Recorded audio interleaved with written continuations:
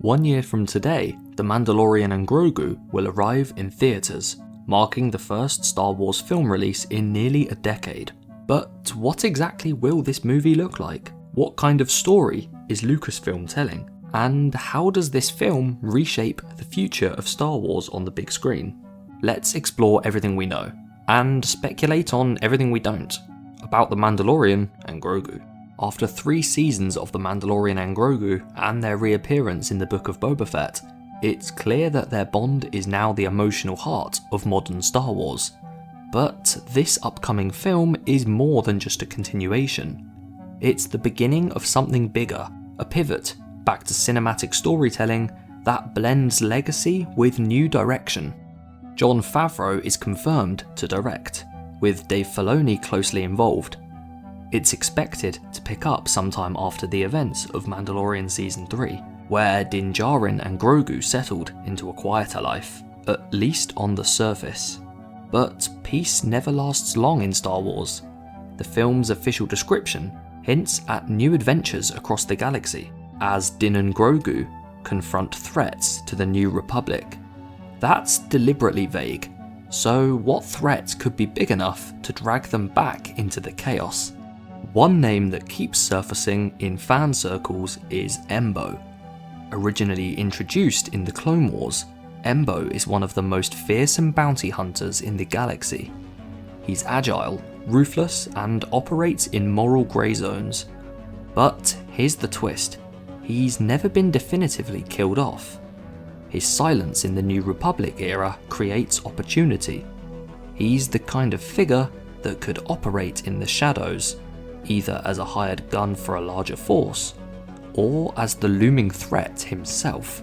Making Embo the antagonist would be a clever way to tie Clone Wars' legacy into the Mandoverse, giving fans something fresh while rewarding deep lore followers. Plus, stylistically, Embo fits Favreau's Western samurai aesthetic perfectly. Imagine Embo hunting Din and Grogu, silent, relentless, and always one step ahead. But Embo may not be working alone. Rotter the Hutt, son of Jabba, is another name we now know to be featured following the trailers shown to attendees of Star Wars Celebration 2025 in Japan. Once just a slug in the Clone Wars movie, Rotter is now fully grown and fully weaponized. Reports speculate Rotter is reimagined as a warlord or gladiator-style ruler. If true, this flips the Hutt stereotype on its head. We've never seen a physically formidable Hutt in live action. Rotter could either be a fresh villain or even an uneasy ally, depending on the political web this film wants to weave. And let's not forget, where the Hutts are involved, crime syndicates follow. Crimson Dawn, Black Sun, it's all on the table. Embo and Rotter aren't the only characters jumping from animation to live action, however. Fan favourite Zeb, a Lasat originally from the Ghost Crew in Star Wars Rebels, will have a role to play in the movie in some form.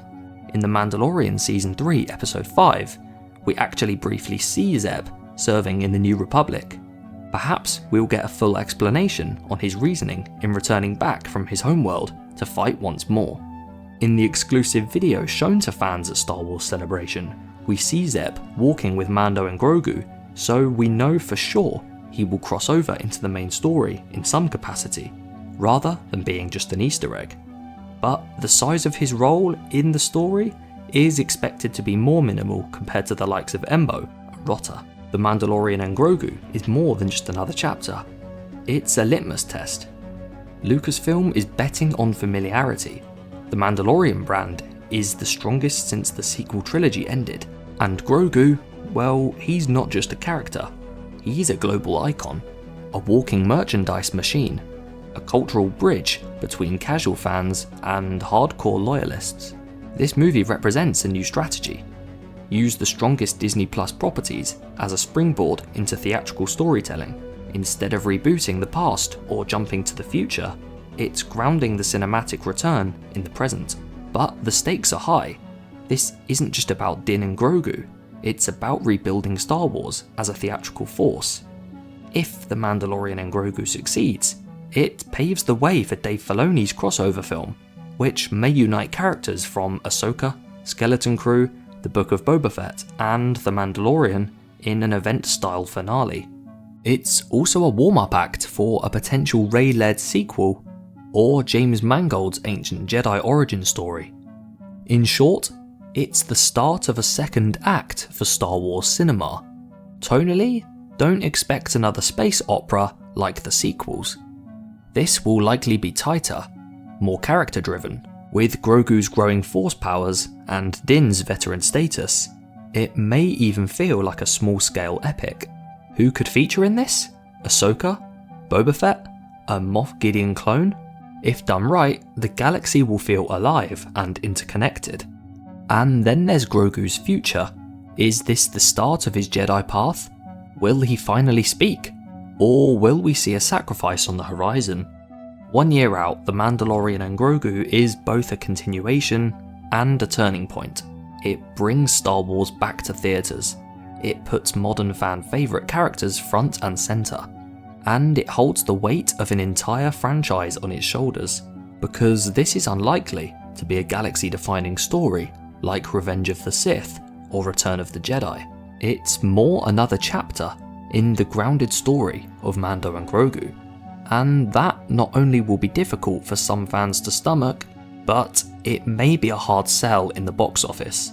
What happens next is pivotal for Star Wars, and could reshape the galaxy far, far away, both on and off the big screen.